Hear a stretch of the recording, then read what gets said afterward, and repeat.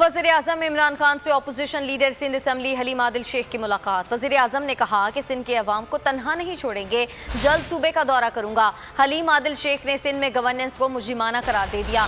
वज़ीर-ए-आज़म ने आइंदा इंतखाबात के लिए सिंध के हर हल्के पर काम करने की हिदायत कर दी। सिंध के अवाम को तनहा नहीं छोड़ेंगे, जल्द सूबे का दौरा करूंगा। वज़ीर आज़म इमरान खान ने वाज़े कर दिया। हलीम आदिल शेख ने सिंध में गवर्नेंस को मुजरिमाना करार दे दिया। वज़ीर आज़म इमरान खान से हलीम आदिल शेख ने मुलाकात की। वज़ीर आज़म ने हिदायत की कि आइंदा इंतखाबात के हवाले से सिंध के हर हल्के पर काम किया जाए।